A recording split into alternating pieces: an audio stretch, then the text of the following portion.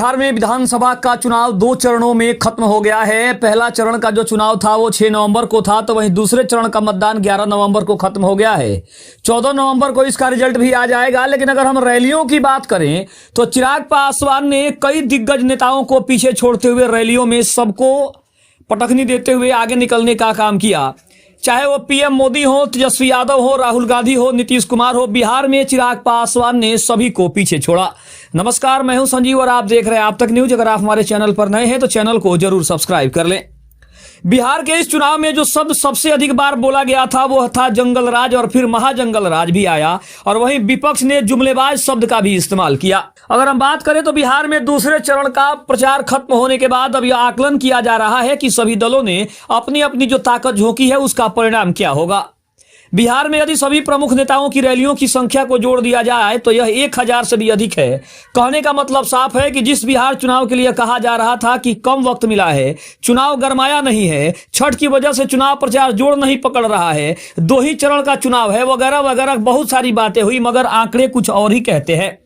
दरअसल सभी राजनीतिक दलों ने पूरा जोर लगा दिया इस चुनाव में। प्रधानमंत्री मोदी 14 सभाएं की तो राहुल गांधी ने 16 सभाएं बिहार में की। अब अगर देखा जाए तो पुराने तेवर में एक बार फिर से नीतीश कुमार दिखाई दिए। बिहार के मुख्यमंत्री ने 48 मीटिंग की, जिसमें 11 सड़क मार्ग शामिल थे। सभी नेताओं ने सड़क मार्ग से सभाएं की, क्योंकि चुनाव प्रचार के दौरान 2 से 3 दिन मौसम काफी खराब रहा, जब हेलीकॉप्टर उड़ नहीं पाए। एनडीए की तरफ से तमाम बड़े नेताओं के साथ साथ बीजेपी के शासित राज्यों के मुख्यमंत्री ने भी जमकर रैलियां की, जिसमें उत्तर प्रदेश, दिल्ली, मध्य प्रदेश और असम के मुख्यमंत्री भी शामिल थे। एनडीए की तरफ से प्रधानमंत्री और बिहार के मुख्यमंत्री नीतीश कुमार स्टार कैंपेनर रहे। नीतीश कुमार ने करीब 1000 किलोमीटर की सड़क यात्रा भी की। लेकिन केंद्रीय गृह मंत्री और बीजेपी अध्यक्ष जेपी नड्डा ने कई बार पटना और अन्य जगहों पर रात्रि विश्राम किया। गृह मंत्री अमित शाह ने 24, रक्षा मंत्री राजनाथ सिंह ने 13 और बीजेपी के अध्यक्ष जेपी नड्डा ने 11 रैलियों को संबोधित किया। इसके अलावा मुख्यमंत्री की बात करें तो दिल्ली की मुख्यमंत्री रेखा गुप्ता कई नामांकन में शामिल हुई और कुल मिलाकर 18 मीटिंग की। उसी तरह उत्तर प्रदेश के मुख्यमंत्री योगी आदित्यनाथ की बिहार में बहुत डिमांड थी। उन्होंने 30 रैलियां और 1 रोड शो किया। मध्य प्रदेश के मुख्यमंत्री मोहन यादव और असम के मुख्यमंत्री हेमंत बिस्वा शर्मा ने भी रैलियों को संबोधित किया। वहीं बात करें तो एनडीए की तरफ से चिराग पासवान ने भी अपनी पूरी ताकत झोंक दी। चिराग पासवान की पार्टी भले ही 29 सीटों पर चुनाव लड़ रही थी, मगर चिराग पासवान ने अकेले 186 सभाएं की, तो जीतन राम मांझी ने 32 और उपेंद्र कुशवाहा ने 46 जनसभाओं को संबोधित किया। दोनों केवल 6-6 सीटों पर चुनाव लड़ रहे हैं। लेकिन अगर बात करें तो कहीं ना कहीं चिराग पासवान ने जो रैलियां की है वो सभी से ज्यादा है, क्योंकि अगर हम पीएम मोदी की बात कर ले, राहुल गांधी की बात कर ले, तेजस्वी यादव की बात कर ले, या फिर बिहार के मुख्यमंत्री नीतीश कुमार के अलावा बीजेपी के बड़े नेताओं की बात कर ले, तो सबसे ज्यादा सभाएं चिराग पासवान की हुई है, क्योंकि चिराग पासवान ने सभी से आगे बढ़ते हुए 186 सभाएं की, जो कि एक अपने आप में बड़ा रिकॉर्ड भी है।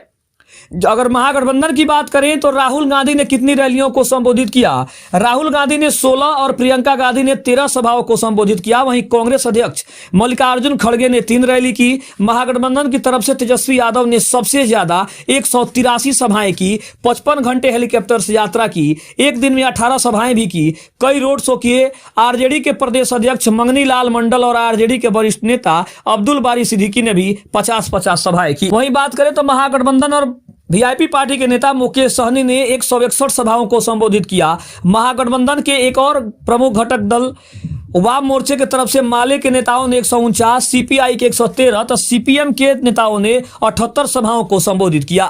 इस चुनाव का सबसे दिलचस्प पहलू यह रहा कि समाजवादी पार्टी, जिसका बिहार में एक भी उम्मीदवार नहीं था, उसके नेता अखिलेश यादव ने महागठबंधन के लिए 25 रैलियां की हैं। उन्हीं की पार्टी की सांसद इकरा हसन ने भी सीमांचल में कुछ रैलियां की। दूसरी तरफ देखा जाए तो कांग्रेस की तरफ से इमरान प्रतापगढ़ी के सभाओं की भी बहुत मांग थी, क्योंकि वो अच्छा बोलते हैं और उनके भाषण में शेरो शायरी भी रहती है। इसीलिए इमरान प्रतापगढ़ी ने 55 सभाओं को संबोधित किया, जिसमें रोड शो भी शामिल है।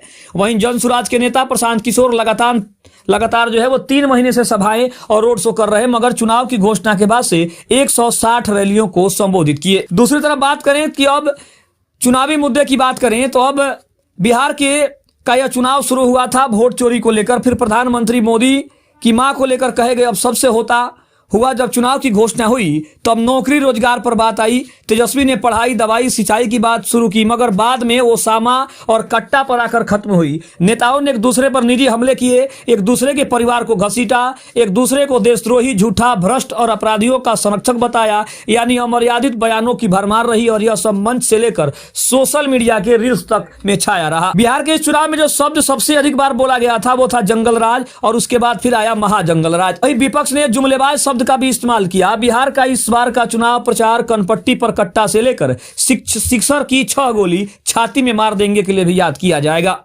यही नहीं, अप्पू, पप्पू और टप्पू जैसी टिप्पणियों का उपयोग हुआ। चुनाव के बीच में बिहार का महापर्व छठ भी आया तो चुनाव प्रचार में भी उसका जिक्र हुआ। छठी मैया के अपमान का मुद्दा उठा तो छठ के लिए ट्रेनों में ठूस ठूस कर लौटते लोगों का भी जिक्र हुआ। वक्त से लेकर नमाजवादी तक कहकर वोट मांगे गए। लेकिन अगर बात करें तो बिहार में सबसे ज्यादा जो चर्चा थी और जिसके ऊपर सबसे ज्यादा जिस मुद्दे पर चर्चा होनी थी वो हमेशा के लिए गायब हो गया। चुनाव में बिहार के असली मुद्दे गायब रहे। नौकरियों के वादे दोनों तरफ से किए गए, मगर रोजगार, पलायन, शिक्षा, स्वास्थ्य, किसानों की हालत, उद्योग और कानून व्यवस्था पर अधिक चर्चा नहीं हुई। किसी ने यह नहीं सोचा कि पिछले 20 साल के शासन का कोई रिपोर्ट कार्ड दिया जाए। यह बिहार का दुर्भाग्य है। नेता अपनी बात कहकर चले जाते हैं और असली मुद्दा गुम हो जाता है।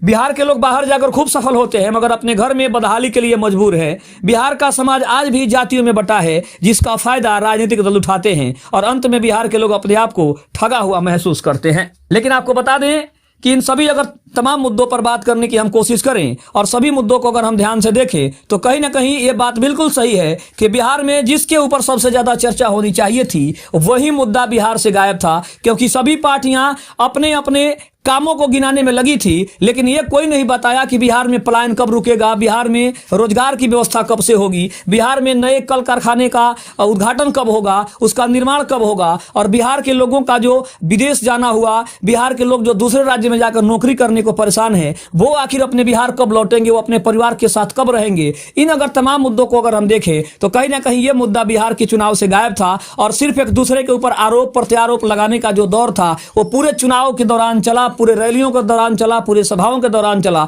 लेकिन जो मुख्य मुद्दा था उससे कोई भी पार्टी ना ही उसके ऊपर बात की और ना ही उसको कैसे दूर किया जाए इसके ऊपर विचार हुआ। चाहे हम जनसुराज की बात कर लें, चाहे महागठबंधन की बात कर लें, चाहे हम एनडीए की बात कर लें, चाहे हम अन्य दलों की बात कर लें, कोई भी ऐसा दल नहीं था जो ये बताए कि पलायन को कैसे रोका जाए, जो ये बताए कि शिक्षा और कैसे अच्छी तरीके से शिक्षा का जो व्यवस्था है वो किया जाए, रोजगार का व्यवस्था किया जाए, इसके अलावा बिजली की व्यवस्था की जाए, सड़क की व्यवस्था की जाए। तो इन तमाम मुद्दे जो हैं वो कहीं ना कहीं एक बार फिर से अंधेरे में चले गए हैं। और इसका अगर श्रेय जाता भी है कि अगर इसके ऊपर कुछ चर्चा हुई भी तो इसमें जनसुराज पार्टी यानी प्रशांत किशोर का सबसे बड़ा हाथ था, क्योंकि उन्होंने पलायन रोकने के बारे में ज्यादा बात की, रोजगार का सृजन करने के बारे में ज्यादा बात की। इसके अलावा अगर हम बात करें तो उन्होंने शिक्षा पर, स्वास्थ्य पर सबसे ज्यादा बात की। लेकिन कहीं ना कहीं अंत में जब चुनावी घोषणा हुई, चुनावों की तारीखों की घोषणा हुई तो वो भी कहीं ना कहीं इस मुद्दे से गायब दिखे और तब उन्होंने भी